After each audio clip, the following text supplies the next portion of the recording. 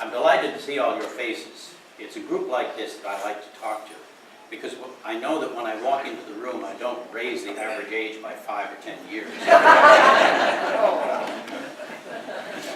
So, a few years ago, I was on a panel at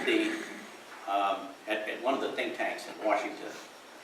And with me was another biologist from Woods Hole, who said that when he got on the plane to come down here, he was seated by a man who he introduced himself to, and asked the man what he did, or the guy asked him what he did. He said, well, he was a scientist at Woods Hole.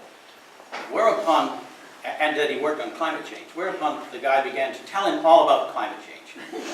And he was amazed, because it's not a very large community. In those days, it was a very small community. And he didn't recognize him. And he asked him his name, and he said, what lab do you work in? Oh, the guy said, I don't work in the laboratory. The dentist down the hall is writing a book about climate change, and he tells me all about it.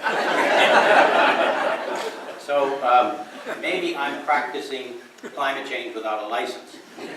But I got started in the whole business because it was obvious to plant physiologists anyway, that if the CO2 rose, and it was obvious in the 60s when I was in graduate school that it was going up, the plants would respond to it. But how, we didn't know. When I came here, I recognized this marsh that we've worked on as having characteristics that were perfect for doing an experiment with the plants. And so that's how the whole thing got started. But to do any of that work, I had to convince people handing out the money at the Department of Energy that I understood what climate change was all about. And so I had to learn the basics. Plus, I was always very interested, and my work was largely biophysics rather than biochemistry, so I was prepared to get into the field. So I did, and this series of lectures, as I said, developed from a group at community college, and it's going to cover 6 topics. Today's lecture is about rising CO2. If you don't learn anything else about this subject, I want you to take away from this lecture today that rising CO2 causes the atmosphere to warm. That's called global warming. Everything else happens as a result of that. That means that if we can take care of the CO2, we can take care of global warming.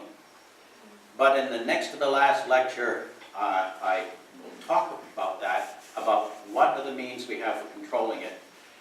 And it does not look like we're going to be able to at this juncture. We don't have the methodology to take the CO2 out of the atmosphere. So most of the talks will be about what happens to the globe as a result of increasing CO2. So next week, global warming, rising seas, and extreme weather. And then the next lecture, the beginning of the age of humans.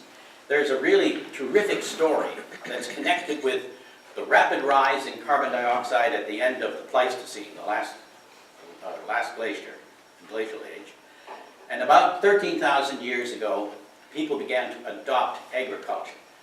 And those of us who are plant physiologists think it was because suddenly the CO2 rose from a very low level to a much higher level, and that stimulated plant growth. That stimulation of plant growth probably allowed people to settle. So that story is going to be told in that lecture.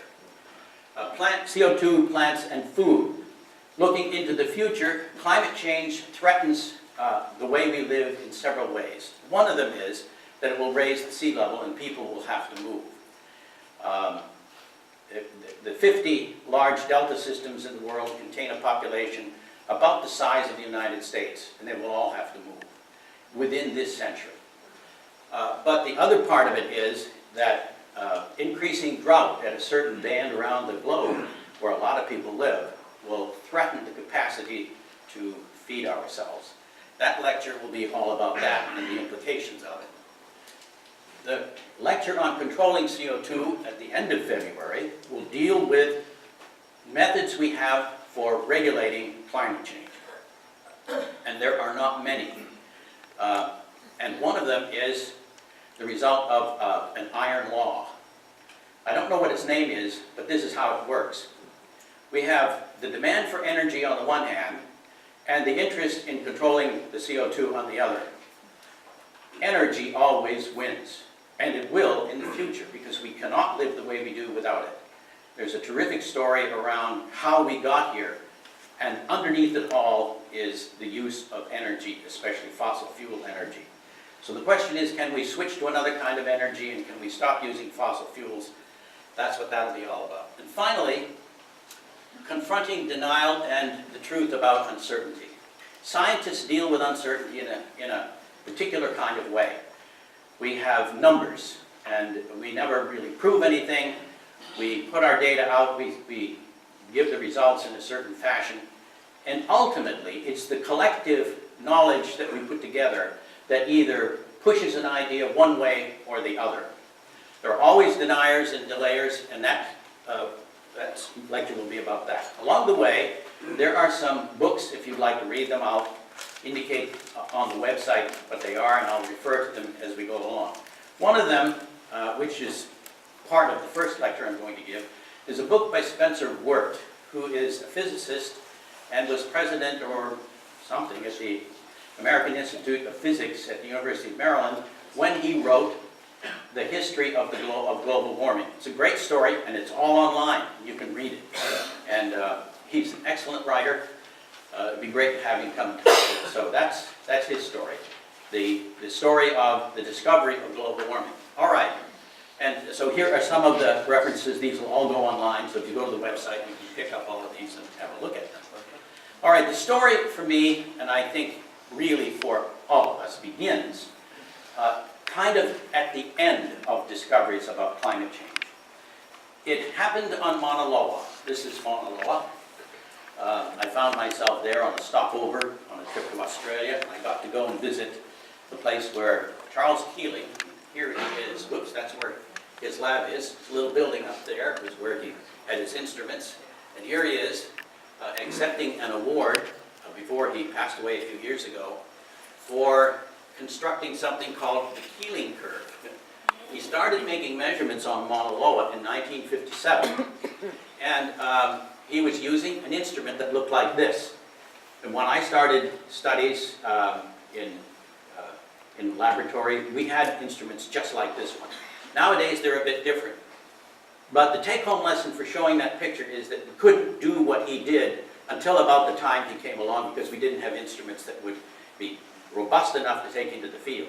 Actually, the Smithsonian Institution had guys that had invented a machine that would do that, but it was so sensitive they couldn't move it. And in fact, its real problem was it was so sensitive, it could measure the CO2 coming from a germinating seed. And they couldn't control the variation, and so it didn't go very far. It depended on technology. Here's the first set of data that Keeling produced from 1957 to 1960 and published in Tellus in 1960. And it shows a couple of really important things. First of all, that the CO2 concentration in the atmosphere is cyclic, like this. There are measurements from several locations. One of them is from an ice flow, this one here. These two are from aircraft, and this one is from Mauna Loa itself. This was the beginning of the record that shows up here in this plaque in his name. And this up and down clearly indicates that the globe is somehow living and breathing. And we now know that this is almost entirely due to what land plants are doing. Now, for a plant physiologist, it's great to see something that you're interested in put center stage by something like this. But from the beginning, people were aware that plants were involved. But how do you measure what the plants on Earth are doing at the same scale that these kinds of measurements come from? In fact, what is the meaning of this? By this time, when you make these measurements, one other observation had been made by the guy who hired him, and it was the reason for hiring him. The guy's name was Roger Revelle. He was at Scripps in San Diego. Roger Revelle had been a commander in the Navy and had worked for the Navy in studying the movement of radioactive CO2 through the water after atomic tests were conducted in the Navy. And what he found out was that the carbon dioxide in the water doesn't move, it forms layers. And from that, and from the paper that he published, they concluded that our idea that the oceans could take up CO2 as fast as it could be produced had to be challenged. And the consequence of that was that if we started to produce more CO2, it couldn't go into the oceans, it was going to go into the atmosphere and stay there. So Keeling came up with the measurements that showed that the CO2 is going up. And while you can't see it, there is a trend line through these data going up. It took many more measurements than this to confirm that that was happening, and many more than that convinced people that it was real. So the point is that we had in the 50s the evidence to demonstrate that CO2 was rising. Now, what did that have to do with the temperature of the atmosphere? Well, a Frenchman, who some of you will recognize as the guy who invented Fourier transform, a way to separate curves into their components, thought that the Earth would be colder without an atmosphere. He was much cleverer than putting out simple statements like that. This is kind of like the painful elaboration of the obvious, but not quite. It's a bit subtle. It requires that you understand that there's something between us and the sun that keeps us warm. I don't think he could calculate the temperature of another planet, but I think he thought about it. He said that the temperature balance was determined by energy input and loss. Also that the source of the heat is the sun. The loss of heat is only by outgoing infrared. Now it happens that infrared radiation had been discovered prior to his appearance on the scene. And he said that visible light converted to infrared when absorbed by liquid or solid. The asymmetry of all of this is why it's warm. That's all he knew. He didn't know what the atmosphere was really made up of, nor did he know if any of the components in the atmosphere could absorb the infrared that was going out. He just knew that the atmosphere was somehow containing the heat. The concept was the greenhouse effect. He didn't call it that. This term comes along later. The greenhouse obviously traps solar radiation. It can come in, but it can't get out. It's like the Roach Motels. The problem with this interpretation is that the Earth isn't tightly closed like that. There's circulation within it. You have heat near the equator moving by gravity and expansion up toward the pole. So you have a lot of convection. He didn't know about that. But the guy who got the ball rolling after Fourier was John Tyndall, an Irishman, who, when he wasn't trying to climb the Matterhorn, I think he made one of the first ascents of the Matterhorn. He discovered that water vapor and carbon dioxide block infrared radiation.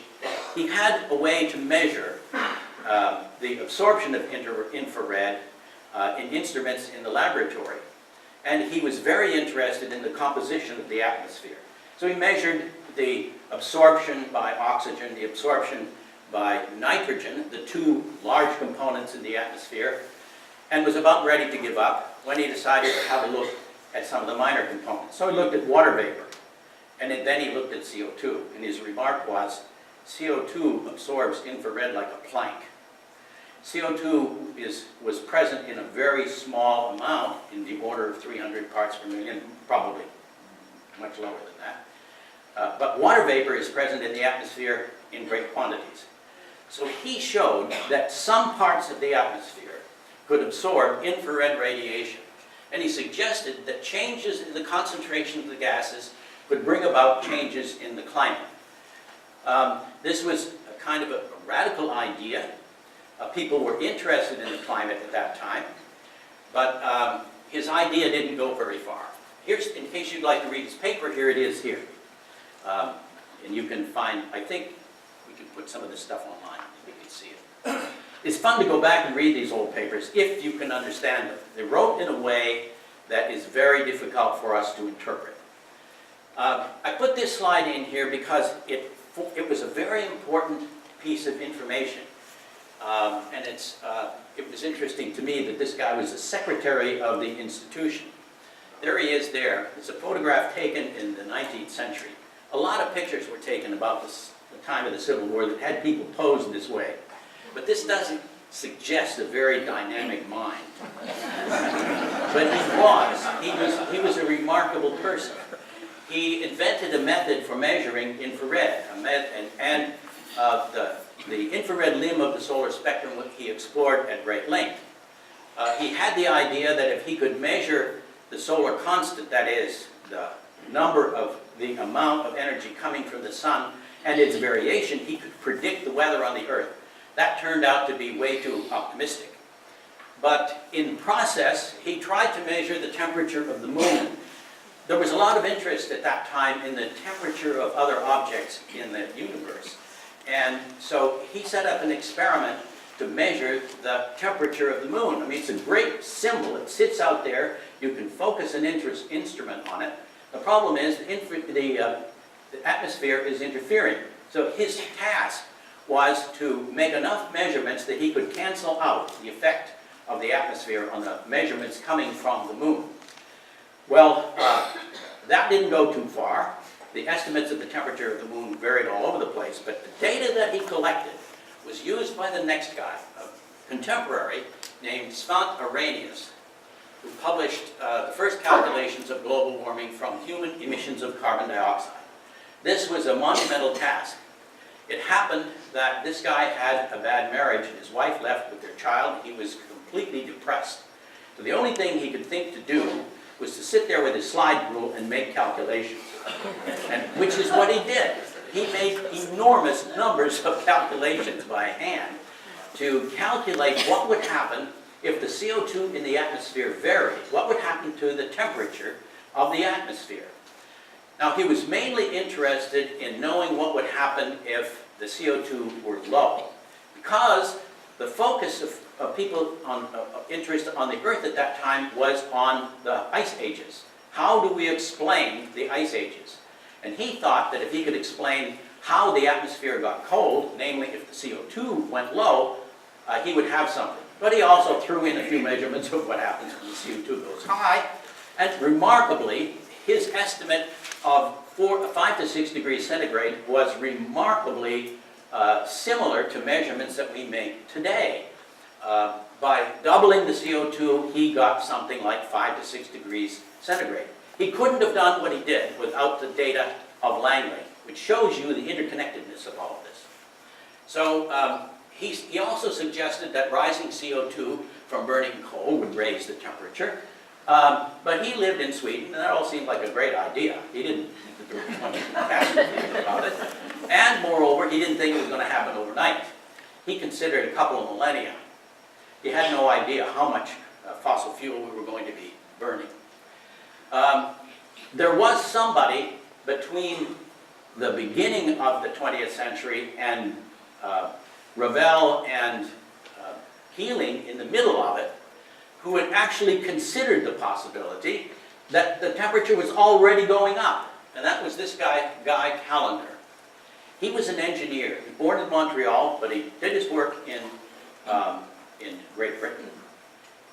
And calculating the temperature around the globe at that time was a cottage industry. Everybody was involved in it, because thermometry had come along in the 19th century and everybody was measuring temperature everywhere. And then they were comparing notes. So people in the South Pacific were comparing notes with people in the Atlantic, and Callendar knew all about that. So he had his hands on a lot of temperature data. He showed that the temperature for some parts of the Earth is slightly increasing. Here is North Temperate Zone. Here are the temperature records from 1890 to 1930. So here are the temperature records that he got, and there is a clear indication that the temperature is going up. Tropical, south temperate stations. Earth, 147 stations. Earth, annual departure from some average mean. This is a great paper. He had good data. He argued it well. He even had data on carbon dioxide. But data on carbon dioxide was very hard to come by because it was mostly measured with chemical methods, and it was very hard to reproduce. So even though a lot of people had tried to measure the atmospheric CO2, they couldn't agree on any of the numbers. But here was clear evidence that, that the temperature was going up, and he said the CO2 was going up and that was the cause of it. And here is Roger Verbel, who was a terrific scientist, a great chemist, and had been working at San Diego for quite a long time. And when he made the measurements with, believe it or not, Dr. Seuss. Hans Seuss was his co-author on this paper. Seuss was from the University of Chicago, where work on chemistry, and especially chemistry of radioactive compounds, was carried out during the war and after the war. And he came from that school, well-trained, very interested, a good collaborator, and they looked at the distribution of the CO2 in the oceans. And they demonstrated that it didn't go anywhere. So adding CO2 wasn't going to be a very fast process. It was going to be a slow process. And so he concluded that 80% of the CO2 added to the atmosphere will stay there because the ocean would not absorb it fast enough. And there's a great discussion of that by Spencer Ward. There is the link if you'd like to go see it. He also said in his paper, the accumulation of gas may become significant during future decades if industrial fuel combustion continues to rise exponentially. Well, guess what? That's exactly what happened. Human beings are now carrying out a large-scale geophysical experiment of a kind that could not have happened in the past, nor be reproduced in the future. I mean, we only have one shot at this one, folks. And so he understood in the 50s the significance of Keeling's measurements. When Keeling passed away, the folks at the Scripps Institute wrote some very nice things about him. You can read them online. And they concluded, many others agree with them, that the observations about CO2 that he made were the most important scientific observations of the 20th century. That they compared with Galileo's observations, with Newton and others. They put his work in that category. That's a remarkable thing. And if you consider the number of papers, the amount of work that's been done, and the impact that the measurements that he made has had, you might be prepared to agree with him. So here we are back in Mauna Loa, and here he is again, Charles David Keeling. Incidentally, his son, Ralph, now also works at the Scripps Institute. Ralph works mainly on oxygen. And here is the record. This is the updated record. And believe me, it is really updated. Here it is, January of 2016 to January 2017. The last measurements, I think, were made on the 26th of January. But this line shows clearly the rapid increase in the CO2 and the cycling in and up and down because of the plants that's going on. Here is the whole thing. CO2 has increased 23% over this whole record. The amplitude of the annual curves has increased 50% in the northern hemisphere. Now, from my point of view, that's the really interesting part. That the amplitude of these curves is getting bigger, which suggests that there is more, there are more plants on Earth and they're being more effective. And here is when we began the studies here at CERC. And in the course of this whole thing, the CO2 has come up another 19%. Couple of things about the Keeling curve and what he discovered from it. This yellow line running through the middle of it is the 57% trend line from the expected fossil fuel burning. It's not so difficult to get your hands on an estimate of how much fossil fuel has been burned, so how much CO2 is going up in the atmosphere. So this line would suggest that more than half of the CO2 that arises from burning fossil fuels is staying in the atmosphere. One of the features of carbon dioxide is that it has a very long life in the atmosphere. Some say 10 years, it may be much longer than that. So when the CO2 goes up there, it stays there, and that's why the curve is going up, because we're burning more and more fossil fuel. There are a lot of features of this curve that Keeling studied, and we won't go into all of them, but there's one important one that I want to talk about, because it is the evidence that we have that the rise in CO2 is man-made, and it's not coming from a natural source. So what you have to understand is that the plants take the carbon dioxide out of the atmosphere in photosynthesis. They then die, and they begin to fossilize. They turn themselves into oil or coal. We take it out of the ground, burn it in a generator for making electricity, or in our cars, and it goes up in the atmosphere. Why even bother telling you this? Because the plants put a fingerprint on the carbon. They discriminate against a stable isotope of carbon, namely carbon-13. Carbon-13 is slightly heavier than carbon-12. It's 1/12 heavier. So it is an isotope which can be readily detected with modern methods, with mass spectroscopy. The plants are all deficient in that heavy isotope of carbon-13. We know why. It's because the heavy isotope doesn't penetrate the leaf and get to the site of photosynthesis as rapidly as the lighter parts of carbon dioxide do. Moreover, the main enzyme for photosynthesis also discriminates against the heavy isotope. So you have carbon fuel in the ground that has low carbon-13 in it. This was well known. I don't know if Hans Seuss told him or who did, but this is well known. And he began to measure carbon-13 in the atmosphere. This number over here, delta C13 per mil, this is sort of lab speak. It's an estimate of the carbon-13 in the atmosphere. But the important part of it is that the trend line is going down. The more CO2 we put in the atmosphere, the lower the amount of carbon-13 in the atmosphere. The atmosphere already has a small amount of carbon-13, but we're diluting it. And the fact that we're diluting it suggests that it can only come from a big source of fuel, a big source of carbon, which is the burning of fossil fuels. This is the smoking gun that's pointed right at us that says the carbon dioxide that's going up is caused by us. As Pogo said, we has met the enemy and he is us. This is one of the neat things about it. And this is one of the sort of rock-solid pieces of evidence you can point to say that climate change is a result of something that we're doing. Let's see. There we go. This is Keeling's data in the atmosphere proves that the increase in the atmospheric CO2 is from fossil fuel combustion. Now we know a lot about the CO2 in the atmosphere from another source, and that is from ice cores.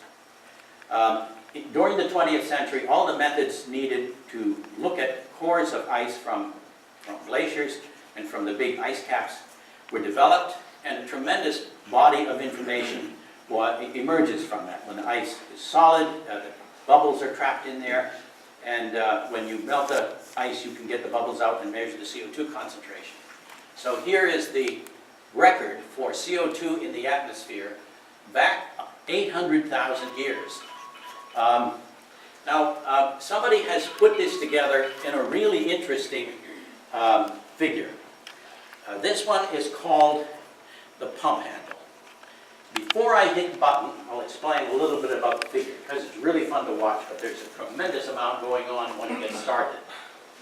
This blue dot is from the South Pole. This is the concentration of CO2 in the atmosphere at this time, and I think this was 1979. The red dot is from Mauna Loa. All the other dots are from the other parts of the globe that you can see up here. So once this begins, this will commence to move slowly up. This end much more than the lower end, because the northern hemisphere is where all the CO2 is emerging. Over here, you're going to see lines commence to appear that are the measurements on Mauna Loa. And you have up here a little clock that's going to go around, and the year will change. So we're going to go from 1979 up to the present, and then we're going to go backwards in time 800,000 years. They're going to speed it up a little bit. So don't worry, we're not going to be here through lunch. All right. So we put this guy here, and we hit the button, and there we go. Now you're going to be fascinated by all these moving numbers, but the take-home lesson is we have a really good picture of the CO2 in our atmosphere over time. This, again, is the Mauna Loa Record in red, and in blue, it's the South Pole. That was clever, wasn't it? Blue for the South Pole. These dots that you see appearing and disappearing are also appearing and disappearing simultaneously on this line over here. So you have a lot of these light-colored ones, which are in the northern hemisphere. You can imagine that they're going to be in certain places. The gray ones in the oceans, probably on ships or on islands. So this thing is called the pump handle for obvious reasons. But it's really clear that the injection of CO2 into the atmosphere in the northern hemisphere is really what's pushing all this. But another thing to notice is that the difference between the CO2 here at Mauna Loa and at the South Pole is not very big. It means that the dispersion of carbon dioxide in the atmosphere is really fast. That is, it's not stuck in one place. What we have, for all intents and purposes, is a more or less uniform blanket of carbon dioxide, except we're poking it up into the atmosphere. And then you can see spikes going up and some of them coming down very quickly. This took an enormous amount of data and the cooperation of a tremendous number of people to put this thing all together. So now here we are up at the end of the scale for the Mauna Loa data. Now it's going to go backwards. This is the data that Charles David Keeling began to collect. And you can see that go down with time. And when it gets to the end of that, the scale suddenly changes and it goes into a scale that works for the past 800,000 years. Here's the pre-industrial level, about 278 parts per million. At the end of the last ice age, it was about 250 parts per million. But during the ice age, it was down around 185 parts per million. And you can see that.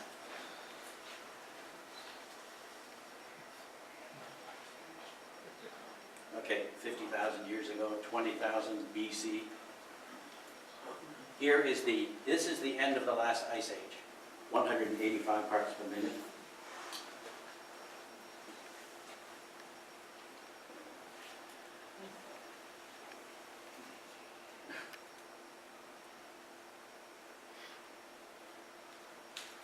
This is from the ice core analysis? Yes.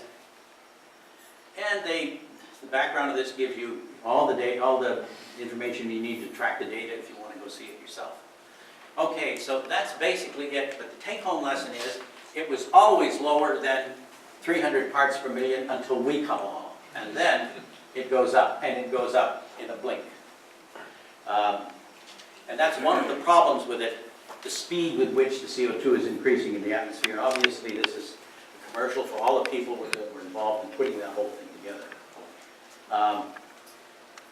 It's important to point out that carbon dioxide is a relatively minor part of the atmosphere, but of the greenhouse gases, it's still not the most dominant one. Water vapor is.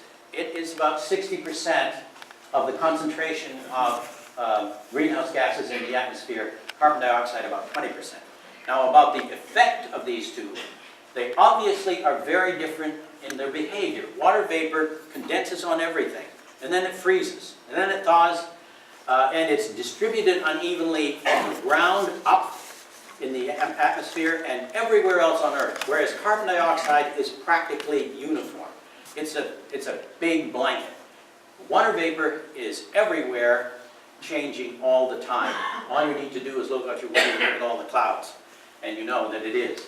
Water vapor accounts for roughly half of the greenhouse gas, the greenhouse effect.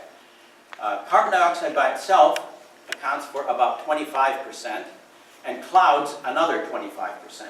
So the real players here are the CO2, which is constant, hardly varying, and water vapor, which is varying all the time, winter and summer, and a few others. Methane is an important one, ozone, and some others. The biggie is carbon dioxide.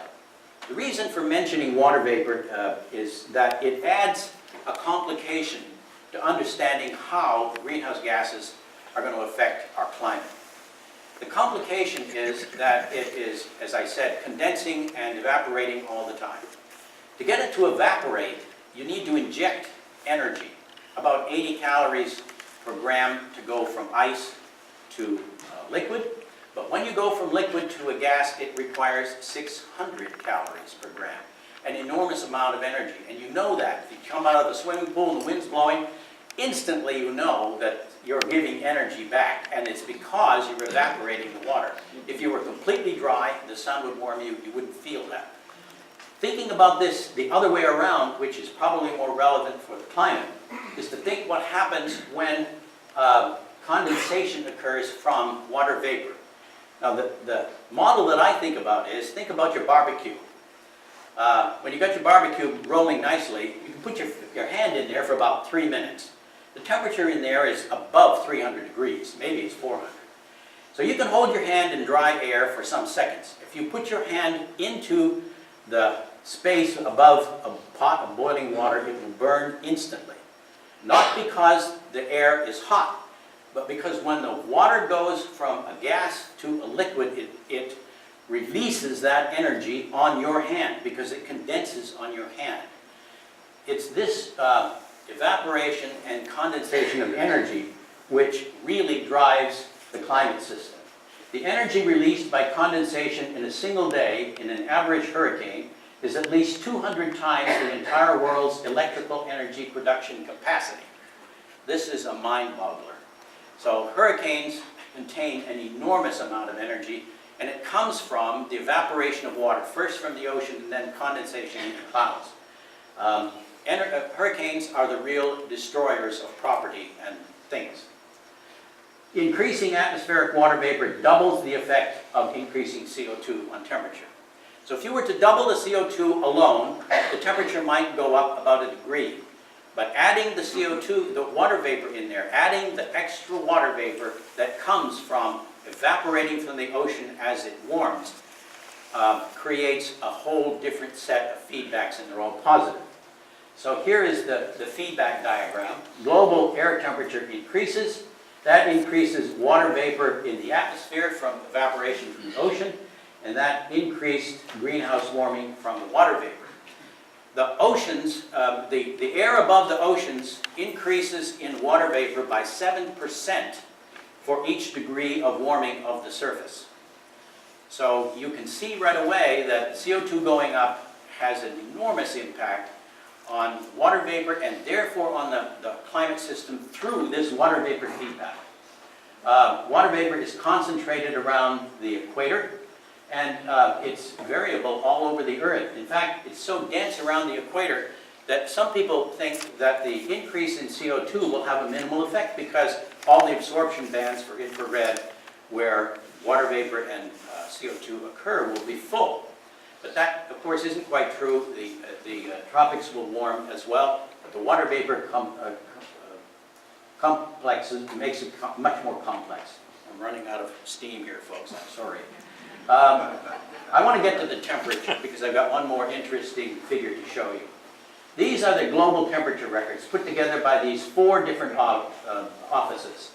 The USS, the US NASA Goddard Institute, NOAA, and then the Met Office in Britain and the Japanese Meteorological Agency. They all have their own ways of dealing with the data set on global temperature, but remarkably, they are all really similar. This should give you some confidence that the global temperatures that are broadcast regularly have some real meaning. Global temperature data 1880 to 2015 as interpreted by 4 different groups. We know also that from the records of the ice, that when the CO2 was high, the temperature was high. And when the CO2 was low, the temperature was low. And these records show on the bottom the temperature and on the top the CO2 concentration. This is a really interesting point because the correlation between CO2 and temperature here does not depend on any human influence at all. This all happened before we were around, and so it's a pretty good measure of the effect of carbon dioxide on temperature, its association. I want to talk for just a moment about a couple of factors that people have thought were causing the temperature to go up. The sun's energy. This picture is from 1980 to 2006 or 8, and it runs through 3 solar cycles, the red stuff here. This is the record of CO2 in the atmosphere, global surface temperature, and you can see that it reflects just a little bit of the solar energy. The solar energy variation does not cause the rising temperature of our globe. Now this figure here really sums up just about everything that I want to say about the climate. And it was put together by NASA and other people. And down on the bottom down here, you can see a scale for years. And what has projected itself up here is the observed temperature. The scale over here is warmer and colder, and the hotter is a couple of degrees and similar for the colder. So they calculated the effects of the orbital changes of the Earth on this whole time period that the temperature is going up, and it doesn't look like a very good match. Here's the solar energy changes over that time. Solar energy changed not more than 4 or 5% during that whole period, and it doesn't look like it's going to explain the observed temperature. And now this one is volcanoes. You often hear that volcanoes are responsible for the CO2 that's in our atmosphere. They're responsible mainly for dust and for sulfuric acid, which forms aerosols. And mainly they have the effect of cooling the atmosphere, not warming. So here are all 3 of these natural forcers, which might change the temperature, and you can see that there's not a very good match between any of them and what's going up here. So there's the sum for the natural factors down here, and they're essentially a wash. Now, here are some other effects. This one is land use change. This is man-made. And it would be important if we were putting more carbon in the atmosphere from land, but more important, changing the color of the Earth to make it brighter or less bright. That one doesn't seem to have a very big effect. Ozone, another thing that comes from our burning fossil fuels in our cars. That doesn't seem to have much of an effect. This one is aerosols. Aerosols from the production of gases from burning coal. This one is particularly important in China, and it has a cooling effect. The point being that if they took all the aerosols out of the air over Beijing, it would warm up. So here are the greenhouse gases. Good match. So then it summarizes them. All right, here's the land use, here's the ozone, and here is aerosols. The take-home lesson is that we can't do a very good match of temperature with any of these unless we engage the greenhouse gases themselves. Here are all the human factors that seem to fit, and the natural factors. So here's the summary. All forcings observed, all the forcings, including greenhouse gases, fit nicely. So the point of this one is that we can't find a way to dismiss man's influence on the temperature of the globe. All right, let's go to the next one, and I think this is about the last one. This one is a projection into the future. The top is global carbon dioxide, and the bottom is global temperature. The range is pretty high because we don't know what humans are going to do with carbon dioxide. We know they're going to continue to use it, but we don't really have a very good handle on human behavior and energy use, except to say more humans, the more energy is being used. Next time, we're going to talk about the effect of temperature on the globe, the climate change itself, the effect on sea level, the effect on ice, and also a bit about extremes. So thank you very much for your attention, and I hope to see some of you.